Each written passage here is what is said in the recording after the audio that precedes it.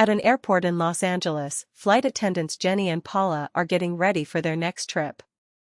Captain Forrest and his co-pilot Wilsey chat with them and they notice they won't have many passengers tonight because of the thunderstorms. Wilsey also takes some medicine because he isn't feeling well. Then the attendants meet tonight's passengers. George is a teenager who always flies alone and doesn't like to be smothered. Bev has come with her husband Dr. Kingston, whose Parkinson's doesn't allow him to move or speak. Army medic Sheila is nervous about flying while Louise is relaxing with her cat. Niall and Susan are expecting a baby and are quite germophobic, so they clean their seats before sitting, while Vorst and Nika are excited foreigners who don't speak very good English. Henry has brought a cage of hamsters, and when Ralph tries to help him put it in the storage bin, he gets bitten in the process. The cage won't fit, so the flight attendants force Henry to send it to the cargo hold. Businessman Preston keeps sneezing, apparently sick with the same thing Wilsey has. As the plane finally takes off, Jenny has to remind Niall to hang up his phone, and when he refuses, Henry forces him to. Both men get angry and argue, so Jenny sends them back to their seats by reminding they could be arrested when they land if they don't behave. Afterward, Henry flirts with Jenny, telling her about his PhD and making a comment about the sorry state of society's manners. Moments later, Henry is watching the news and learns that the Center for Disease Control, or CDC, has surrounded an apartment building in Los Angeles. Meanwhile, Ralph isn't feeling well and asks for water while staring at the wound on his thumb. Jenny notices he's sitting in a weird position, and when she checks on him, he suddenly pukes all over her. His mouth is foaming as he demands to get off, so the flight attendants try their best to take care of him. Nobody notices the cat sneaking around and eating some puke off the floor. Jenny leaves the guy with Paula and goes to clean all the puke off her body, but at that moment Ralph runs down the corridor and pushes her down. He starts pounding on the cockpit door, asking for the plane to stop, so Wilsey follows protocol and locks the door while Forrest warns ground control of the situation. Henry tries to stop Ralph, but he's easily overpowered, and the same happens to George. Then Preston, George, Paula, and Sheila team up with Henry to hold Ralph and eventually knock him out. Using plastic restraints, they tie up his wrists. Afterward, Sheila checks nobody was injured while Jenny freaks out in private, telling Paula how she failed to be useful in an emergency. At that moment, Forrest announces he's been given orders to land and sends everyone to their seats. The plane shakes a lot as it goes down, and the attendants teach everyone to keep their heads down. Ralph's body keeps sliding and bumping his head, so Jenny and Paula have to make an effort to move him to a seat. While Paul struggles with the seatbelt, Ralph wakes up with red eyes and bites her nose, severely injuring her. Then Ralph goes crazy, and once again the passengers have to team up to push him into the bathroom, locking him up. As the plane finally lands, Sheila uses the emergency first aid kit to give Paul some medicine that will prevent her from going into shock and ties a scarf around her face, but she's losing a lot of blood and needs immediate medical attention. Forrest is frustrated because ground control tells them to wait even though they know about the emergency, and he decides to break the rules by choosing an unassigned gate. Thankfully, baggage handler Ed sees the plane coming and opens the gate just in time. Forrest and Wilsey hold the plane's bathroom door shut while everyone else desperately leaves the plane except for Bev and Kingston because they need help moving. Ed guides the group to the other end of the gate, but the door is locked and nobody answers his request on the radio. They have no choice but to follow Ed through an employee entrance to enter the staging area of the airport. The group takes the stairs and Ed reaches the other doors, however he's shocked to discover they're all locked, which never happens.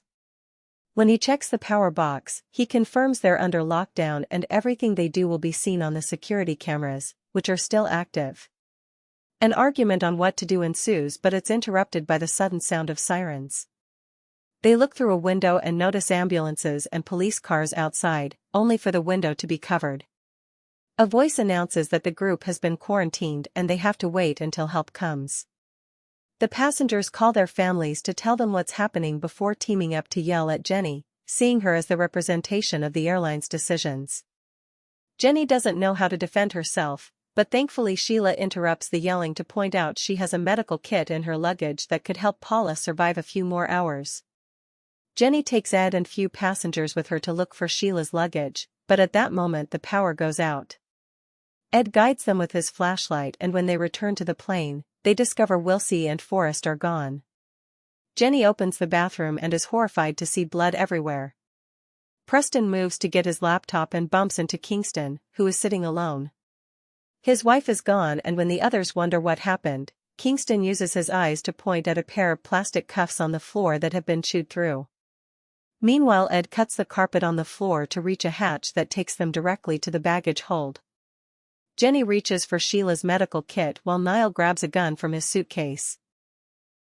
Ed freaks out when a rodent walks by his feet and scares it away while saying it was a rat, but Henry thinks it was just one of his hamsters because he's found the broken cage.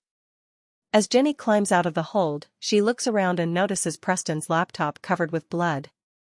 At the end of the corridor, Wilsey is running on his fours, growling, and also covered in blood. Suddenly an infected Forrest appears behind Jenny and attacks her. The guys immediately come out to help, but punches do nothing, so Niall shoots him to death as some of Forrest's blood falls on his face. Afterward, the group runs off the plane, and in the gate corridor they find Kingston thrown from his wheelchair and an unconscious Preston bitten on the back of the neck. Nearby, Jenny finds Bev crying and begging for help, but she suddenly transforms and attacks as well. Fortunately, Jenny outruns her and the guys push the door to lock her out. The group goes back to the others and Sheila does her best to take care of Paula. Susan cleans the blood off Niall's face, yet they still share a kiss. Henry and Ed put furniture in front of the door to keep Bev out, and Jenny looks around, finding drops of blood on the floor and worrying about where they came from. Finally snapping, Jenny tells everyone to shut up and takes over leadership since the captain is dead. Sheila explains this isn't any known disease, and Jenny remembers the building on the news, which was also quarantined. Kingston notices a rat with very red eyes nearby, but he can barely hum, so he isn't heard. The rat falls on his head and manages to bite him before George knocks it off. While the guys catch the rat in a bucket, Sheila takes care of the wound. Then the group agrees to lock George and Paula up in a crate in case they'll transform as well. Then Ed uses a glove to grab the rat and notices there's a tag on its leg, meaning it escaped from a lab. George says Henry brought it and lied about the hamsters because he's certain he saw long tails in the cage earlier. When Henry denies it, Jenny takes him aside to demand the truth, and Henry swears he didn't, pointing out lab rats wouldn't have passed the security check. As they hug each other for comfort, suddenly Ralph comes out and jumps on Jenny while ignoring Henry's attempts to stop him. The others hear the screaming and rush to help, combining their strength to strangle Ralph with a hose. At that moment, Ed gets a message on the radio saying that the CDC is finally there. The group gathers at the door, but the 4 officers come in instead of letting them out. They hold the group at gunpoint while taking the rat and Niall's weapon, then they go to Paula and Kingston to give them injections. The group demands an explanation, but the officers only say it's protocol. The officers then demand the others to also agree to an injection. Everyone is hesitant, so Louise volunteers first, but before she can be injected, her cat bites her neck and runs away. While an officer opens fire and misses every shot, Kingston finally transforms and jumps on the guy to bite him. The other officers shoot Kingston down and try to take their partner away, only to find the door locked. They shoot at it to force it open and run outside, so Vorst uses the chance to follow them out. The police open fire as soon as they see them and kill them all except for one agent, who only gets shot in the leg. The group drags the surviving agent inside before closing the door. At that moment, they hear the roars of the infected people getting closer, so they run to hide inside a container. Susan stops when she notices Niall foaming at the mouth, so the others have to drag her in as they explain he's infected as well. After closing the container, Sheila points out each injection had a different color, so everyone was getting a different thing and not just protocol. Henry reveals he picked up a gun and forces the officer to confess what he knows. It turns out he isn't with the CDC, he's actually with the CBDT, or Chemical Biological Domestic Terrorism Organization, which works under Homeland Security. One of their units went to that apartment in LA a few hours ago, but nobody came out. In the attic, they found a bioterror laboratory created by a cult.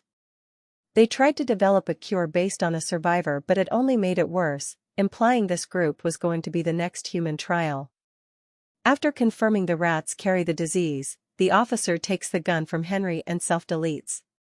Nika has a breakdown while Ed remembers this terminal often gets flooded because of an old drainage tunnel, meaning they could escape through it if they find it. Suddenly Wilsey appears on an opening on top of the container and grabs Ed's hand, so Henry tries to shoot him only to discover he has no bullets. Ed tells George to push a button that lifts the container and crushes Wilsey against a beam. Afterward the group leaves the container and Ed guides them through the area while Jenny notices Henry is missing. Nika walks at the back and suddenly something drags her away from the others, so the group hurries up the stairs to escape. In secret, Henry is accessing a bag with another gun. As the group runs, Jenny trips and finds Paula, who is transformed too. Jenny has to accept her friend is gone and uses a wrench to fight the creature until she pushes her off the platform, killing her. Then the group makes it to an office where they look for the terminal blueprints, which show them a way through a wall to find the drainage tunnel. Meanwhile George reveals he stole Henry's bag and inside he finds suspicious documents recording lab experiments, not to mention a mysterious box. At that moment Susan and Niall find them and try to attack, but Henry comes back and shoots them both just in time. Ed notices that Henry was bitten and George uses the chance to open the box, revealing a bunch of medicine and a syringe. Henry finally admits he did bring the rats and explains he's part of the cult mentioned by the officer. Their goal is to clean the planet from humans, who keep growing more violent and destructive every day. Henry threatens to kill Jenny if George doesn't hand over the antidote, so Ed jumps on him to stop him, only to get shot dead. The others are now scared and let Henry have the antidote, which he mixes with the blood from his wound